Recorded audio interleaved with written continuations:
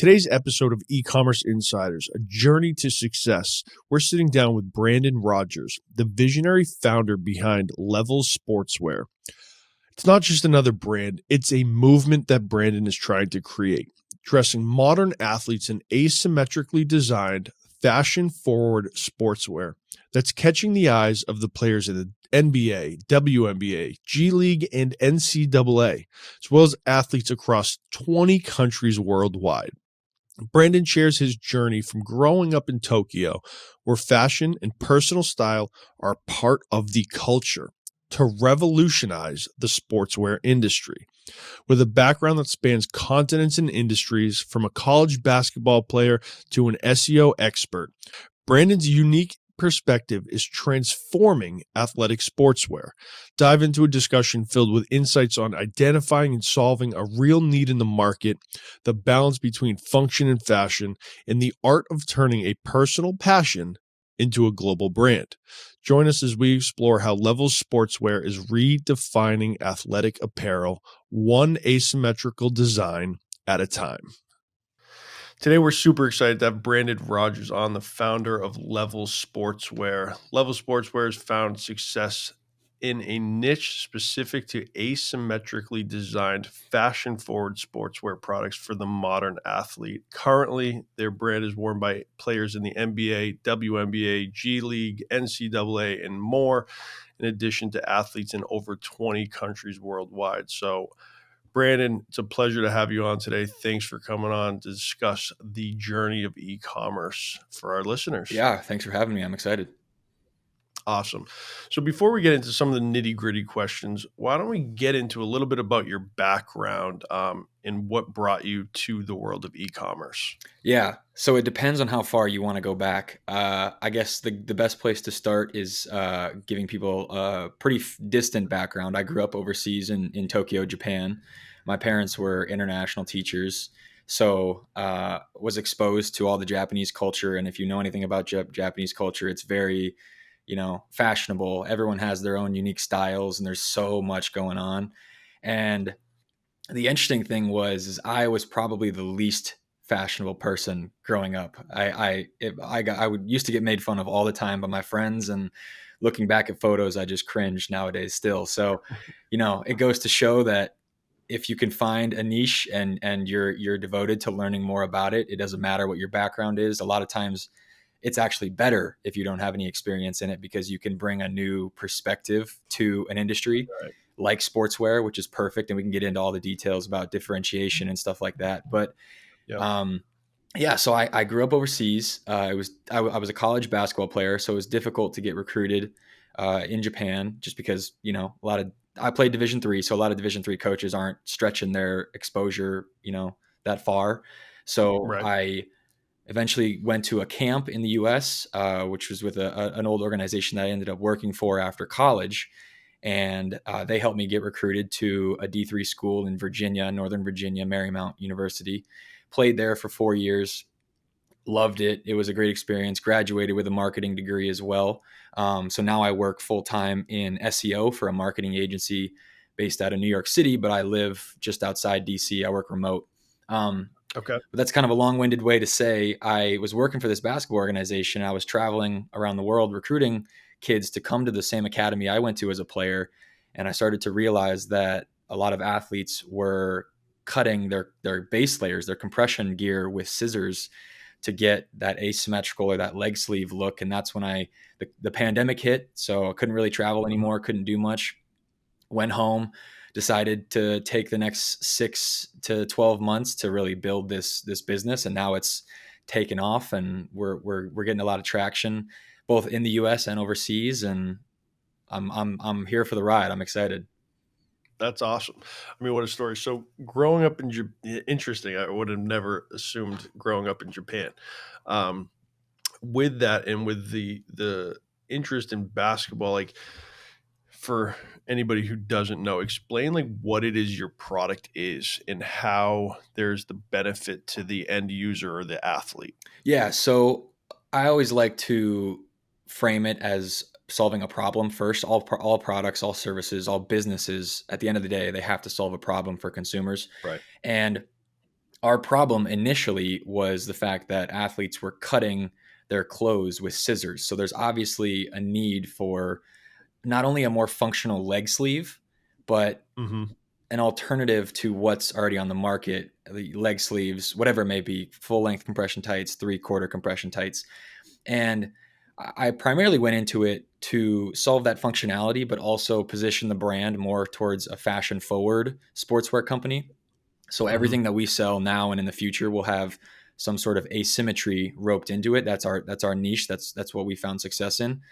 And so little did I know, though, I was actually solving another problem in another industry as well, which is, I ran a poll the other day on our social media channels, and it turns out that about 65% of our customers purchase for the fashion or the style, the look of the garment, and Mm-hmm. 30% purchase for a medical reason or for the functionality underneath a knee brace, which was Interesting. was yeah, it was awesome to hear about. So a quick little aside, this is a nice story. I was home for Christmas in 2022, just doing some work on my laptop during the day before the festivities started, and I get a phone call from a Mm-hmm. woman in Canada, and she told me that she had a medical disease, a genetic disease in her leg, that forced her to wear a knee brace for her whole life. And Wow. she purchased knee braces from a number of medical technology companies that give you these big, bulky, knee braces, and they always throw in a really low quality leg sleeve. And so Yep. she had been, suffering from constantly having to readjust this leg sleeve, or it doesn't maintain, you know, perspiration very well. It's uncomfortable. It's itchy. And so she calls me on the phone and she's like, I've been looking for a product like yours for years. And so that really opened my eyes to, okay, we can target the sportswear industry, but there's also this medical and functionality aspect of it as well. So really solving two problems with one product was really cool to find out. Yeah, it's amazing, and especially with somebody like that. I mean, Yeah. athletes and being able to solve their problem, but of course, anytime there's like a medical benefit, and you're truly solving like something that like pains someone on a daily Hmm. basis, that's pretty awesome. Yeah, absolutely. So then, with having the marketing background and not the, I guess, fashion background, how did you go about kind of the planning and design of a fashion forward sports brand? It took a long time. I could rattle off a bunch of different terrible notes on my phone that I made during the pandemic, just ideas that I was trying to throw out to myself and remember. But it's a process.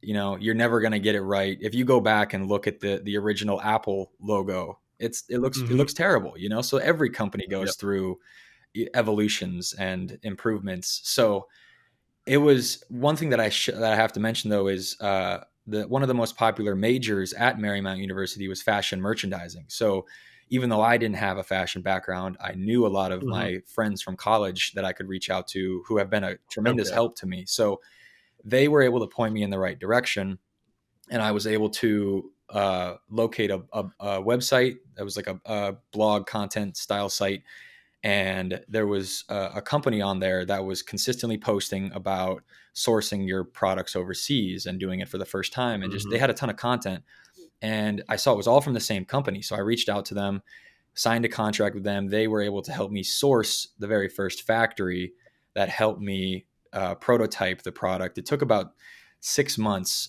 with this factory. I had been looking for manufacturers for almost a year from Yep. all over the world: Pakistan, Australia, China, the US, Sri Lanka, whatever. And finally they helped me.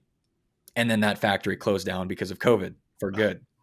So I had the initial bulk order, which ended up selling out relatively quickly, and then Hmm. we had to go through the prototyping process all over again. So that was a journey in and of itself. But I'm happy that we were able to finally find a factory that's has scalability. So if at whatever point we get into retail, we can really crank things out as Right. well. Yeah.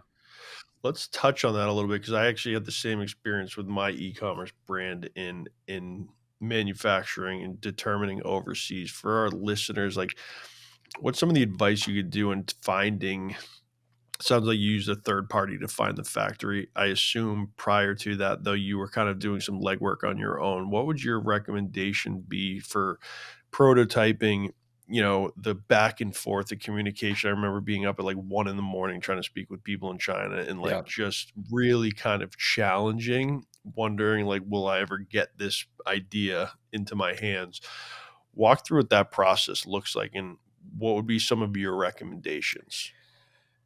Yeah. So the best place to start is you're probably if you receive some terrible samples in the mail at first, it's fine. That happens to everybody. I actually kept them my first samples because I want to look back 10 years from now when this is a much larger company and say, wow, this is where we started. So Yep. it's going to happen for anybody listening to this. It takes a long time to find that right relationship and that right factory. Mhm. Um, so I guess the best thing I would say is try to start with a sourcing company. I get messages on social media, especially Instagram, from all of these manufacturers, especially in Pakistan and China.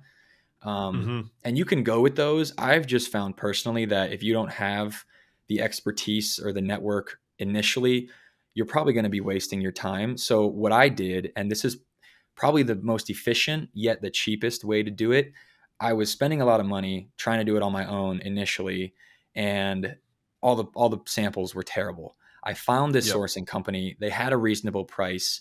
Yeah, I'm happy to promote them. It's Alice James Global. They're based in Texas. It's an amazing company. What I did is I went with them to initiate the relationship with the manufacturer and Yep. took diligent notes during that process. So then when they were ready to say, okay, do you want to sign for another year? I say, nope, I have everything I need. Now I know how to communicate with the factory. I know how to build a Right. tech pack. I taught myself, Illustrator, Photoshop, everything that I needed to access those communications or the deliverables that we give back and Right. forth. So it might be more efficient to start with a helping hand initially and then pull back the reins a little bit when you start to be a little more cost conscious and you get more Mhm. efficient and more knowledgeable about the process. And the great thing is I take notes of everything that I do during the every day of running the business. So I dump it Mhm. into a Google Doc on my computer, and that Google Doc is actually about 140 pages now of everything that I've done back to August of 2019 when I started the business. And so I use those notes to then reach out to another factory who I was put in contact with after the fact.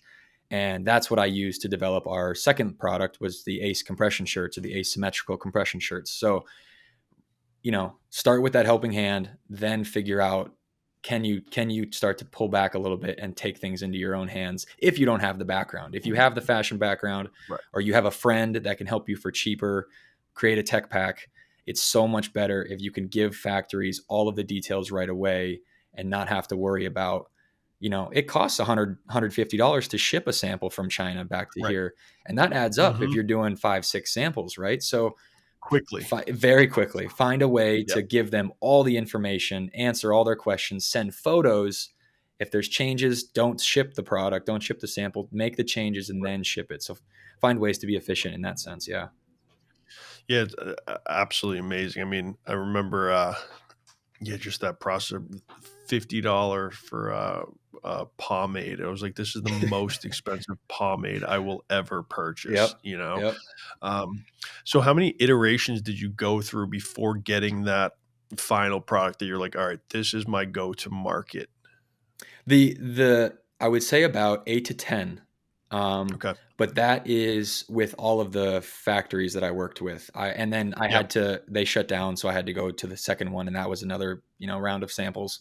Um, So I would say about 6 if I had to, even out, cross out ones that were kind of duplicates, but it was about 6. Yeah. And it was anything from terrible material to then when you Mhm. start to get more sophisticated with it, um, not only the material, but now we're making customizations, small custom aspects that make a big difference in the apparel space. Like for example, our Mhm. our compression tights have a branded heat press tag and a heat seal patch. I was never a fan of tags in my clothing growing up. I Yep. always cut them out. So I Yep. wanted to design all the apparel that we sell without tags. So we use heat press tags, and those minor details make a big difference. And those take samples to perfect, because even that takes a specific coloring, a specific Yep. material, how it contrasts with the actual color of the garment that it's going on. All of that needs to be taken into account. So a few samples of those back and forth too. Yep. So that's amazing. And, good on you for sticking with it and, seeing it through for sure.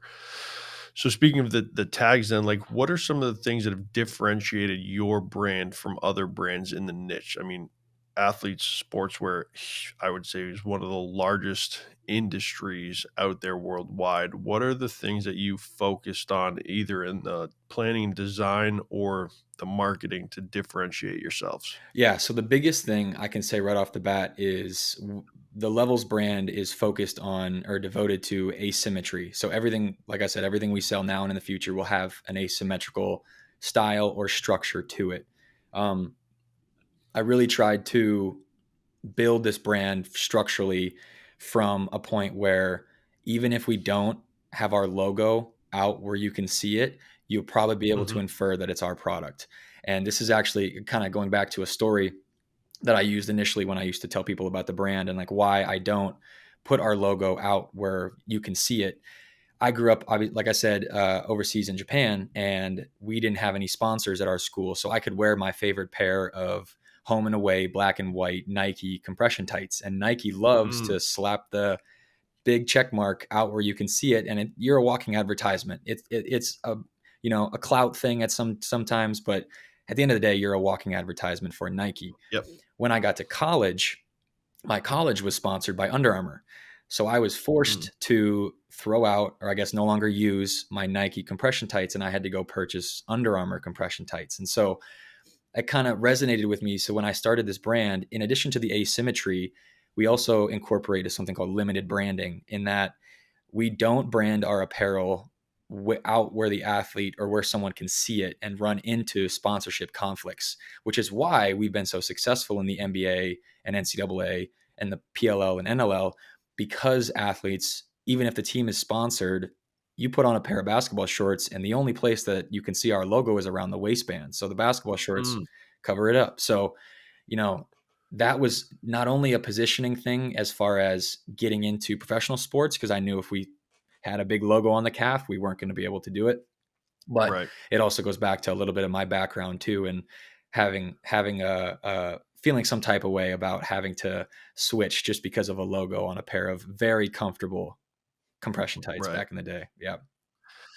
Well, it sounds like that one little brief story has been pretty successful for you in this endeavor. Yeah. I mean, that's pretty cool. I would have never thought about that, but that's, I mean, such a huge difference. My brother actually went to school in University of Maryland, which was an Under Armour Big time. school, Oh yeah. and so it was the same type of situation. So Yeah.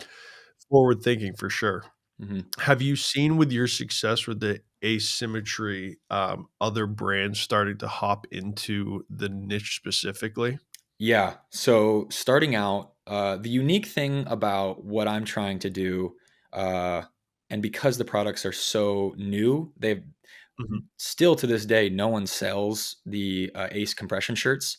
There is Mhm. one brand or one company, I guess, one website that I found that sells a sleeveless black version, but they don't have as Mhm. many SKUs and they don't offer it in a short sleeve and a sleeveless version. So I really try to only release products that you can't find anywhere else. And obviously, with that, as soon as we see success, everyone's going to hop on the bandwagon. So Right. now, if you search single leg tights or one leg compression pants, there's going to be Amazon knockoffs. There's going to be Walmart knockoffs. Mhm. There's going to be anybody and everybody that's trying to get a piece of the pie, and that's as expected. Yep. This kind of gets into the SEO side of it, but I was fortunate enough to be a first mover in the asymmetrical sportswear space and like still leading the charge there as best I can. So I've been able to rank very well for all of those keywords. And the cool thing is, going back to the Ace compression shirts, being a first mover in a space, whatever it may be, you have the opportunity to create the keywords that are eventually Mm-hmm. going to be trending. So I was looking at my Google Search Console the other day, and Ace compression shirts are actually bringing in a lot of traffic to our site. And that wasn't even a keyword listed. If you look at like SEMrush and Ahrefs, that's not even a keyword 2 months ago. Now it's bringing a lot of Right. traffic to the site because we were the first movers in the space. People are looking for one arm compression shirt and they see Ace compression shirt. So if you're ever looking to start a business, find a way to position the name of your products as that trending keyword, similar to like what Kleenex and Q-tip have been able to do, years Right. ago. Same idea, same style. Yeah, and don't always forget about those zero volume keywords because Exactly. eventually they could turn into something. Yep, definitely. So then let's get into a little bit about the marketing strategies. I want to also talk about how you kind of got your way into the NBA and NCAA, but from a marketing strategy standpoint, as well as being an SEO specialist, like what have you found to be the most effective for top of the funnel traffic, brand awareness, and then more of that, conversion coming through that pipeline? What's worked really well and maybe what hasn't worked? Yeah. So hands down, the number one source, I guess one and two source of traffic to our site is TikTok and SEO. Mm, okay. So I can start with TikTok. I was a little bit adamant to start with TikTok, as typically people are with a new app coming out. I don't want to. I'm not a dancer. I'm not a Yeah. singer. I don't have any crazy talents other than being a college basketball player. So I was Yep. very, very hesitant. I get on the app, and I knew the products were in demand because even today there's NBA players wearing compression gear with one leg visibly cut with scissors. I mean, look at Jason Tatum's Instagram page. You can see he cuts his compression tights with scissors to this day. So I knew the Yep. demand was there. I just needed to get a little bit more awareness. So I saw a similar company that sold sportswear having some traction. And so I just figured, all right, today's the day. I'm going to make a TikTok and start to promote the products. 13th video gets 70,000 views, and I'm sold at that point. So I start making content twice a week, right? Everyone, Mhm. I think it's Gary Vaynerchuk that's a big promoter of post 5 times a day or post 20 times, just something ridiculous. Yeah.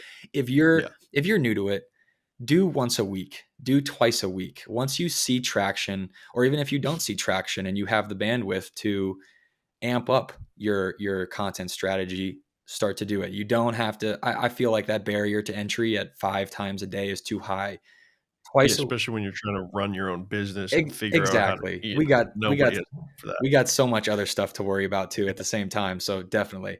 Yeah. Um, so and then I believe it was the end of 2021 when I saw that, and I made it a goal of mine to post every single day in 2022. And I just got my TikTok wrapped. I guess I don't know what they're calling. I know it's a Spotify wrapped, but whatever the TikTok version of that is. And Mhm. it showed that I had posted 363 times last year. So I was a little pissed because I missed 2 days, but You missed 2 days. it was, yeah, I was a little butthurt, but 363 times, and I had numerous videos go for over 1 million views. I think my best one's over 5 million, and That's awesome. it's incredible, right? I have not spent a dime on paid media on TikTok. That kind of traction would cost thousands of dollars to pay Right. for, whether it's an agency or whether you're running paid ads by yourself. So get on TikTok. That's the number one piece of advice. Doesn't even matter. I see people like there's lawyers on TikTok, Mhm. there's lawn care services on TikTok. Find a way to really position yourself, your brand, your products, your services in a unique way that's not like anything else, like single leg tights. And people will, especially if it's a controversial product like what we sell, a lot of people don't understand it or they Right. debate whether it's cool or not. That's perfect. That's awesome Yeah. because Keep the comments coming. exactly that just fuels Yeah. the algorithm. And that's viral opportunities there. So TikTok is number one. And then SEO is the more long term play, but Mhm. I do have to like let everyone know I do work for an SEO agency, so I have access to a lot of very expensive tools that I can use Yep. after hours for my own advantage. But there are tons of tools out there that you can either get a free month, membership with, just to test it out before Yep. leveling up to the premium version. But I use those tools, figure out what keywords are on that cusp of, not high keyword difficulty, maybe like below 50 within SEMrush. I don't want Mhm. to get into too many details here, but Yep. find those keywords that you want to rank for, that have the potential to see some virality or trends, and then I throw it in Chat GPT now, and I have it write not the full blog, obviously, because Google's been pushing Right. against that pretty heavily. But Yep. I have it write the content brief using the keywords that I want it to target, and then I go through and write the blog, knowing what I know and positioning, the internal links where I want to help funnel Yep. traffic through the site. So yeah, those two have been very effective for top of funnel.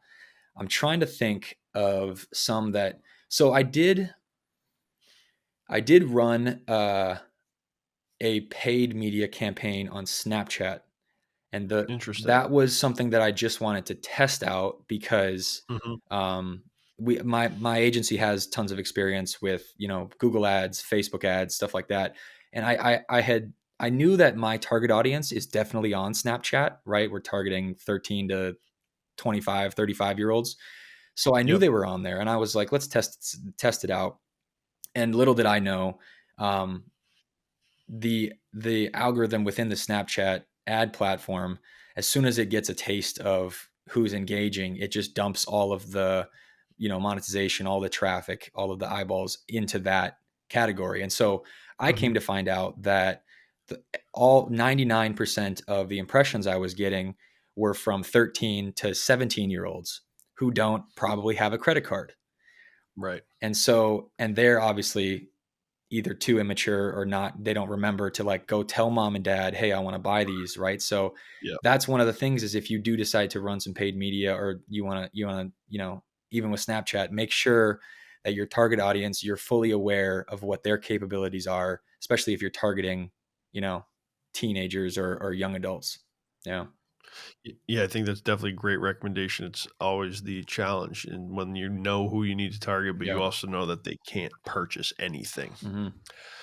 Um, what does a test like that cost? So just for the listeners who are like, "Hey, I want to get started on Facebook ads, which are really expensive." The TikTok is great because I think it's Facebook 10 years ago when there was still organic reach. Hmm. Like that Snapchat test that you were just talking about, what does like a budget like that look like? So full transparency, I just spent $250. No, I spent $500 Yep. just as a test. Just wanted to see how it went. And I'll give Snapchat some credit. Their customer service was fantastic. I had a person reach out to Mhm. me, of course, trying to entice me to spend more, but he was very good at showing me how to set up the campaign better. So it was more towards retargeting campaigns as opposed to just trying to find new impressions, for the target market that I was trying to hit. Yep. So that was fantastic. But as far as like an SEO standpoint, like I said, there's lots of free tools out there. SEMrush is probably on the higher end. I think the base price is $120 a month. Um, yeah, if you want to break down like the monthly costs, you have the Google platform, Google Analytics, Tag Manager, Search Console, you know, even an email. I think a custom Google email is like $12 $12 a month. $12 a month, Yep. 12.72, I think exactly. And the rest, like once you get that, you have full access to all of the other Google Suite products, which are fantastic, which is what I would highly recommend implementing into your Shopify site if you do with Shopify and Wix, Squarespace, whatever it may be. So, um, yeah, and then TikTok. I haven't looked into um, running any sort of paid media on Facebook, Instagram, or TikTok, but Mhm. there's a number of different ways that you can do it. An agency like the one I work for is going to be on the higher end. We have national clients that are some pretty hefty players that we have a pretty expensive base fee that I wouldn't recommend to a lot of Right. starting out e-commerce builders, but I have a number of contacts that have quoted me. I think one is about like a thousand a month to run as their fee, and then it's whatever you want to dump into the ads Right. anywhere, and then 2,500 is probably the even one, and all the way up to you can shell out $100,000 to somebody For sure. that's pushing some stuff. So it's really whatever you're looking to do. If you want to take it step by step, I probably wouldn't recommend going below like $50 a day. Yeah. And if that's out of your budget, then maybe TikTok and SEO strategies are the way to go. Right. Just because if the revenue's not flowing to facilitate that spend, or if the cost for per conversion is not favorable in that sense, definitely try to find ways to creatively reach an audience organically. Yeah, definitely. I think that's great advice. Yeah, SEO and all the tools are SaaS bills in the thousands every Yeah, month for all the tools that we have. Are you an Ahrefs guy or a SEMrush? I'm a SEMrush guy. Yeah, me too. Yeah. Yep. Um, so then as this campaign grows, how did you get the athletes into the NBA? Was that more of an organic, or were you providing, a level of outreach to say like, hey, give our products a try, we'll ship them out for free, kind of standard bootstrapping, or was there relationships built from your previous, basketball experience? So this is a secret that I love to not keep a secret. Two things. One, I realized that athletes that probably have anywhere from 30,000 plus followers are probably not going to be answering their DMs, answering Yep. their any like even messaging. They probably have an agent who's trying to maybe work a deal, get something a little bit more favorable for the athlete out of you. Um, but the athletes, one quick story. There was an athlete, Dane Smith, who plays in the professional lacrosse league and indoor national lacrosse league. And he's got about, last I checked was maybe like 15, 17,000. Hmm. And so I reached out to him, and because I saw he was wearing a leg sleeve with a calf sleeve on it that had BLM on the calf sleeve. And so I said, Hmm. hey, back when we still did customization, I said, hey, we can send you a pair of our tights, and you don't have to wear two products. You can just have the customization. We'll put BLM on the tights and send it to you, so you can just wear that.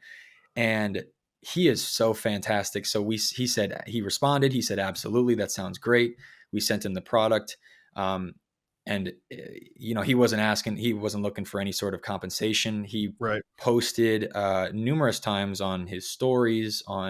We got some TikTok traffic from it, and it got even to the point where I had him on our podcast as a guest, and we talked all about his story and his upbringing, and got to know him pretty well. Then come to find out, the PLL semifinal game is at Audi Field in DC, and he knew that me and my business partner live just outside DC, and he even invited us in the parent section to the Oh, playoff no game, way. and we got to go to the playoff game. We felt like such high rollers. It was amazing. But Oh, that's awesome. yeah, it was a great experience. He's out there wearing our product that we had just, this was earlier in the business journey, so we had just come out with it. We felt on top of the world. That was Yeah. great. So if you're looking for the influencers in that sense, try and you want to directly message them, I'd say below like 15K Yep. followers. Depends on the platform, but Instagram probably below 15K. TikTok's maybe, I mean, you can't message on TikTok, but if they do have an email or you can link to the Instagram, feel free to Yep. shoot them a message. But the secret that I wanted to give out was, while I was in the process of prototyping the product, right? It took months. I am very patient, but at the same time, not stationary, not Hmm. immobile, right? So patience is a whole nother thing that we could talk about, like Yeah. mentality wise, but that process was so agonizing. So I had to keep busy somehow. And I figured out that none of these star athletes are going to answer a direct message. They probably get, in the NBA, like a ton of smack talkers, just rude people or fans trying to get something Right. out of them, or brands trying to hit them up. So they're not answering anything. The cool thing that I figured out though is all of these professional athletes, especially the big time ones, they have a personal photographer and a personal trainer, Right. or a physical therapist, whatever, and they have easily under 10,000 followers, and they're 100% going to Mm. answer a direct message. So I was able to reach out to a few players on the Chicago Bulls. They have a trainer that lives out by me. His name is Austin Stewart at Swishology. Fantastic program. Definitely go check out their Instagram. And he's a basketball trainer, and so Javonte Green, specifically on the Bulls, trains with him in the off season. So Oh, I that's was awesome. able to reach out to him, in addition to another number of other photographers and trainers, develop those relationships, and then once Gary V, give, ask, Yep. right? Um, I was able to develop those relationships with them. And then when it came time, the products arrived, I said, "Hey, I got this thing here. Can I slide one to you? And can you hand it off to, whoever, Javonte Green, when you train him next?" And lo and behold, he comes to town, he gives him the product and loves it. And now he's been wearing it in a number of NBA games for the past 2 years. And we've been able to get some media out of it that I repurpose on our TikTok and Instagram. And it's find ways to be creative and access, maybe through secondary or tertiary contacts, the Hmm. people or influencers that you want to get in contact with. Damn, that's some great advice. What a hell of a story too. I mean, I kudos on you on the resiliency to keep kind of digging and finding different opportunities on how to get to the goal. Mm-hmm. Which brings me to my next question. So, like, where do you see your approach to growing the business? Like, what is the goal for you in levels? The end goal, or like 3, 5 year, 5 year goal. Yeah, 1 year, 5 year. 5 year. Definitely want to continue to push the boundaries of what people traditionally think sportswear should be. Mm, And I don't want to give away too much, yeah, of because course. there's some products that I have in store that um, are so out there that I actually had to take a step back and say, okay, I can't come out with this right now. I have to come out with the uh, probably more adoptable version at Hmm. first, and then we can evolve into that. So definitely want to keep pushing the different product lines and pushing the brand as at the forefront of this intersection between fashion and sportswear, because that's what it's becoming. Every NBA Right. game you walk up, and there's the NBA runway, and there's photos being taken even in the NFL and MLB as well. So Yep. trying to position the brand continually with those new product lines, and then retail. The biggest margins, I've built in the favorable margins into the price of the product, so that even if we get into retail, we'll still see some pretty favorable margins. So that's the biggest thing, is trying to network and Hmm. find some mentors that have those connections, or reach out to the various people I need to get into some of these national retailers, and start to give the brand a little bit more distribution, in addition to the dominance that we've been able to see on our e-commerce site. So That's pretty awesome. So, in terms of that dominance, like with e-commerce changing rapidly, we're seeing new social platforms coming out all the time.